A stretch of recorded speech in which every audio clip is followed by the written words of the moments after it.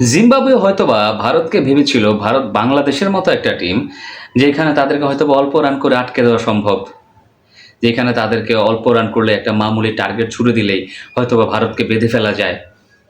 এটা হয়তো জিম্বাবুয়ে ভেবেছিল, বাট জিম্বাবুয়েতে এটা ভুলে গেছে যে ভারত আর বাংলাদেশ কখনোই এক না। ভারতের যে ব্যাটিং লাইন আপ, সেটা বাংলাদেশের ব্যাটিং লাইন আপের চাইতে ভাই কয়েকশো গুণ স্ট্রং, কয়েকশো গুণ স্ট্রং। কারণ সেম পিচেই খেলা হয়েছে, সেম কন্ডিশনে খেলা হয়েছে। সেই সেম পিচ আর সেম কন্ডিশনে খেলতে গিয়ে আমরা দেখেছি যে জিম্বাবুয়ে আর বাংলাদেশ যখন খেলেছে তখন মাত্র একটা ম্যাচে অনেক রান হয়েছে 186। তারপরের ম্যাচগুলোতে কিন্তু 160-এর নিচে রান হয়েছে, বেশি একটা রান কিন্তু হয় নাই। কিন্তু ভারতের কথা যদি আপনি চিন্তা করেন, ভারত প্রায় প্রত্যেকটা ম্যাচেই একটাতে 219 করেছে, আর একটাতে 40 বল হাতে রেখে জয়লাভ করেছে, আর আজকেরটাতে 192 রান করেছে। তো সেই হিসেব করতে গেলে বাংলাদেশের চাইতে ব্যাটিংটা অনেকটা স্ট্রং ছিল বিধায় কিন্তু জিম্বাবুয়েকে ডমিনেট করতে পেরেছে ভারত। একদম 3-0-তে ক্লিন হোয়াইট ওয়াশ করে দিয়েছে জিম্বাবুয়েকে। এইখানটাতে জিম্বাবুয়ের একটা বিশাল বড় ভুল হয়ে গেছে যে তাদের ব্যাটিং লাইন আপটা অনেক বেশি স্ট্রং করার দরকার ছিল। স্পেশালি আমি ভেবেছিলাম যে ভারতের যে বোলিং লাইন আপটা আছে এটা আপনি খুব একটা যে এক্সপিরিয়েন্স সেটা কিন্তু আপনি বলতে পারবেন না। এই টিমে দেখেন বরুণ চক্রবর্তী নেই, কুলদীপ যাদব নেই, এই টিমে নেই হচ্ছে জাসপ্রীত বুমরা, ভারতের মূল হাতিয়ার যাকে বলা চলে। এই টিমে হার্দিক পান্ডিয়া নেই। তো এক কথায় বলতে গেলে অনভিজ্ঞ টিমই বলতে হবে ভারতের। কারণ যখন ভারত একটা বড় টুর্নামেন্ট খেলতে যাবে, আমি যে প্লেয়ারগুলোর নাম বললাম তারা অবভিয়াসলি এন্ট্রি নেবে, অবভিয়াসলি এন্ট্রি নেবে। তো এই 4 জন প্লেয়ারের অনুপস্থিতিতে জিম্বাবুয়ে যে ধরনের ব্যাটিং প্রদর্শন করছে সেটা সত্যি আসলে ডিসঅ্যাপয়েন্টেড। বাট ভারত আসলে একটা চ্যাম্পিয়ন টিম, এটা ভুলে গেলে চলবে না। এটা মাথায় রাখতে হবে, এটা মনে রাখতে হবে যে ভারত সত্যিকার অর্থেই চ্যাম্পিয়ন। কারণ তারা তো আর শুধুমাত্র ঘাস কেটে চ্যাম্পিয়ন হয় নাই, তারা ক্রিকেটটা খেলেই চ্যাম্পিয়ন হয়েছে। শ্রেয়াস আইয়ারের জন্য খুবই ভাগ্য বিড়ম্বিত ছিল তার প্রথম ম্যাচটা জয়ের জন্য। তাকে 7টা ম্যাচ অপেক্ষা করতে হয়েছে, আর যখন তিনি 7টা ম্যাচ অপেক্ষা করে প্রথম ম্যাচটা জয়লাভ করেছেন, তিনি কিন্তু পুরো সিরিজটাই জয়লাভ করেছেন। দ্যাটস ওয়াই এইদিকে শ্রেয়াস আইয়ারের জন্য একটা প্লাস পয়েন্ট যে অ্যাজ ক্যাপ্টেন তিনি তার প্রথম সিরিজ জয়ের একটা স্বাদ নিয়েছেন। Obviously very good sign for Shreyas Iyer. আর আমার কাছে মনে হয় যেন আমি আগেও বলেছিলাম যে শ্রেয়াস আইয়ারকে সময় দিতে হবে, টাইম দিতে হবে। কারণ শ্রেয়াস আইয়ার এরকম একজন ক্যাপাবল একজন ক্রিকেটার যিনি নিজের ব্যাটিংটা তো করতে পারেন, বাট দলের সাথে মেশার জন্য, দলের সাথে মিলিয়ে যাওয়ার জন্য তাকে কিছুটা সময় অবশ্যই অবশ্যই অবশ্যই দেওয়া উচিত। আমি আরেকটা জিনিস খেয়াল করছি ভারতের এই টিমে, মায়াঙ্ক যাদব ভাই 150+ গতিতে বল ছুড়েন মায়াঙ্ক যাদব, দুর্দান্ত একজন বোলার।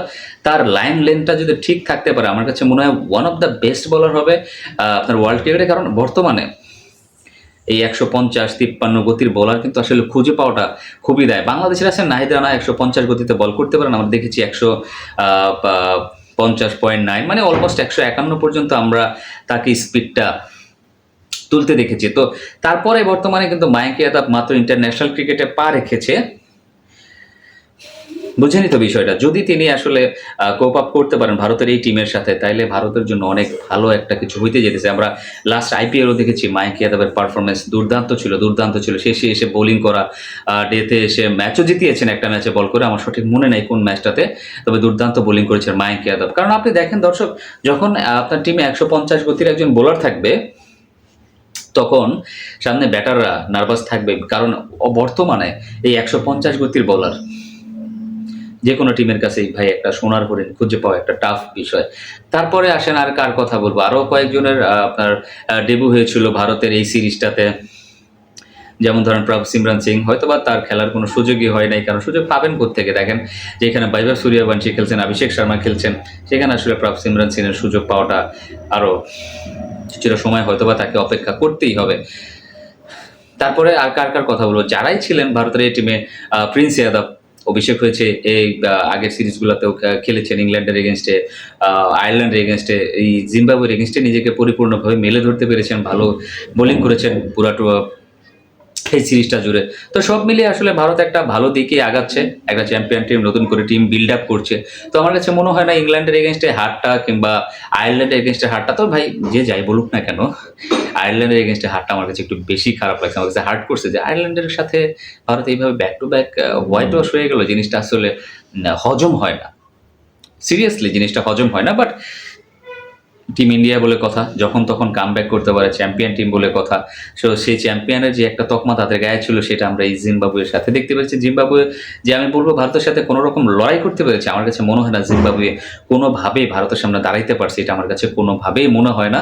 পুরোপুরি একদম ডিমোলিশড হয়ে গেছে ইন্ডিয়ার সামনে, ইন্ডিয়ার ব্যাটিংয়ের সামনে, ইন্ডিয়ার বোলিংয়ের সামনে। কারণ এই সেম পিচেই বাংলাদেশের যেখানে 200 করতে সমস্যা ছিল সেখানে ভারত ব্যাক টু ব্যাক 2টা ম্যাচে প্রায় একটাতে 200 ক্রস করেছে আর একটাতে প্রায় 200-র কাছাকাছি করে ফেলেছে। তো বিষয়টা বোঝাই যাচ্ছে যে আসলে ভারত কতটা শক্তিশালী in term of batting order, batting side বলে যেটা বলেন, ভারত একটা ব্যাটিং সাইডই আসলে টোটালি। তো যাই হোক দর্শক, আপনাদের কি মনে হয় যে ভারত আর জিম্বাবুয়ের মধ্যেকার যে সিরিজটা হইলো, এই সিরিজটাতে আপনাদের কার খেলা ভালো লেগেছে? আপনার মনে হয় কে ভারতের জাতীয় টিমকে একটা লং টার্ম সার্ভিস দিতে পারবে? সেটা অবশ্যই কমেন্টস করে জানাবেন। সবাই ভালো থাকবেন, সুস্থ থাকবেন। আসসালামু আলাইকুম।